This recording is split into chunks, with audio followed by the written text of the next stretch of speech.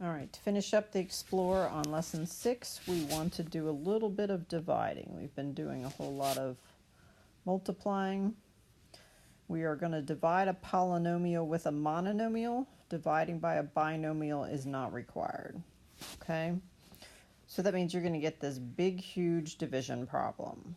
So let's not get too excited about it. It looks like a really big whopper fraction. But what we're going to do, step 1, is to break up the large fraction into the sum of many fractions. Okay? So we take this first term and we put it over the bottom, the denominator. Okay? And then put a plus sign. Then you do the second term, then you do the third term, then you do the fourth term. I like to keep the sign with the signs, with the terms, right? So that's why it's a sum of everything. All right, and then all you have to do is treat it like 4 separate problems. So positive 9 divided by a negative 3 is a negative 3. That negative 3 is left over on top, right? Then there's 5 x's on the top, 2 on the bottom, so that leaves you 3 on top. 6 divided by negative 3 is a negative 2. Then you have 4,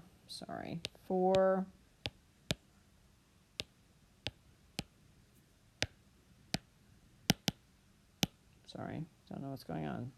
Here we go. Then you have a 4 on top and a 2 underneath, so that's a leftover 2 on top for the x's. And then you have a negative divided negative is a positive. And then 3 on top, 2 underneath, that leaves you with 1. And then negative 24 divided by negative 3 is a positive 8. And then remember, these cross out. If you have the same thing over the same thing, that's the same as x to the 2 minus 2 equals x to the 0 equals 1, right? So you don't see x's anymore. So it's just an 8. So if you have 4 fractions, you need 4-term polynomial at the end, okay? Nothing is going to reduce away. If this had been negative 24x squared over negative 24x squared, does that equal a 1 or a 0? It has a 0 exponent, but it equals a 1. So this would be a plus 1 on the end, okay?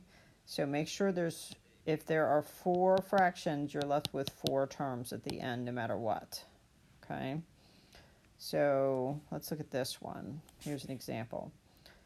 Numerator over denominator, and so forth. Rewrite the problem out. Okay, then look at each little one. 8 divided by 4 is 2. Leftover x is on top. This one has the same thing on top that it has on the bottom, so that's a 1. It needs a placeholder, okay? So don't make it a 0 and make it go away. I need a term to represent that. Plus 1 is not the same. If somebody wanted to give you $1 versus give you no dollars, it's not the same. I need a 1, okay? This one has a negative 2 divided by 4. Reduce that fraction, you'll get a negative 1/2. Okay? 1x on top, 2x's on the bottom, leaves 1x on the bottom. Do not change where it is. So this alone here, when you've got nothing left on top, you need that 1 to hold everything underneath. Okay? So just put the negative back over here instead of the plus. That works. And then 6 divided by 4 is reduced to a 3 over 2, and then nothing, and then that x to 2 stays there, okay? All right, so let's try these. So let's see, 36x squared, negative 12x, negative 2. Oh, see, I already forgot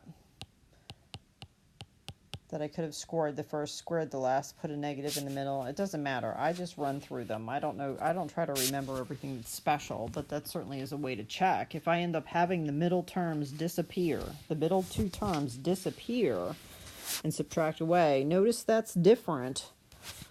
That's not a 1. What's the difference between getting a 1 here and getting a 0 here? It's a big difference. I'm trying to think how to explain that. Well, it's the same way a 1 isn't a 0. If you have x over x, that's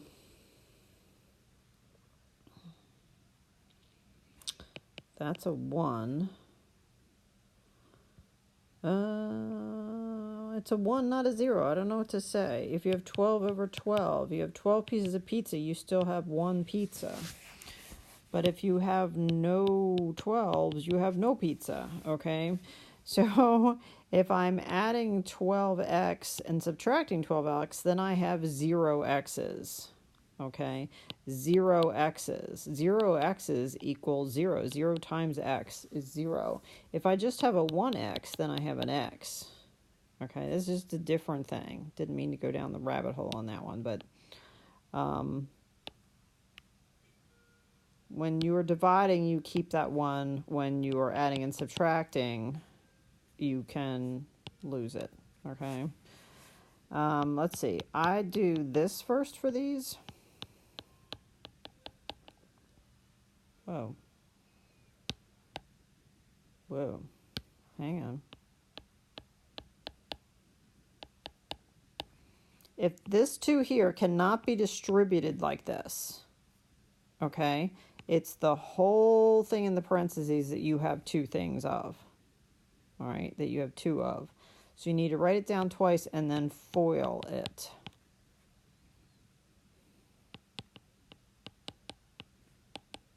And then you have a repeat in the middle.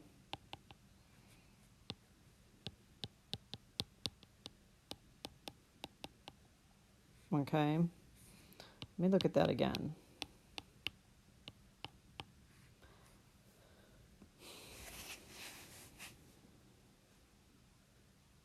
You will not get the right thing if you distribute this 2 to each this 2 and this here because of this.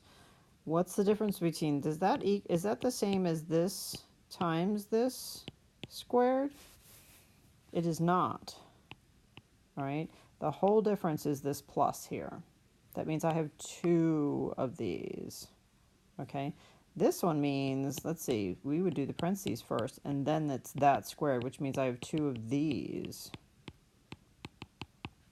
Okay, so not the same thing.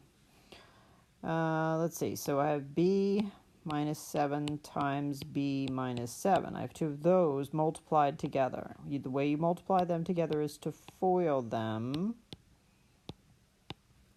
with a repeat in the middle. Add like terms.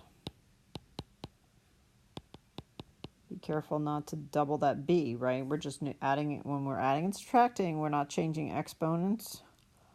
We're just adding numerical coefficients. And let's see, for the divisions, what's the rule? We are making sums of, oh, I didn't do the last one yet, sorry. What's the short version? Look, if you recognize this and this are the same terms with opposite signs in the middle, which means you should be able to square the first one. 8 times 8 is 64, x squared. 64 is 8 squared, x squared is x squared, right?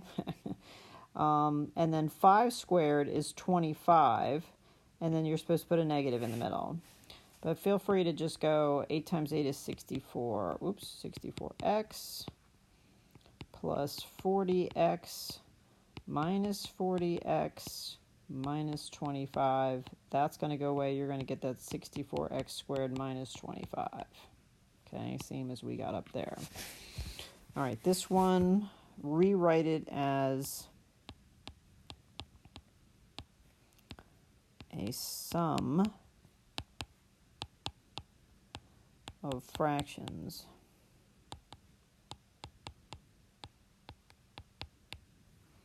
All right, same denominator 3 times. You're allowed to do that, okay?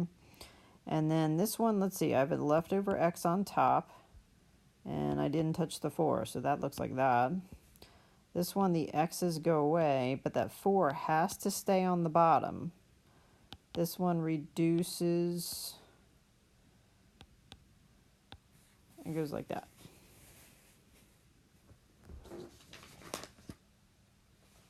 Yep. That was a very weird answer, but that is correct. Those are not like terms. You're going to be combining them after that.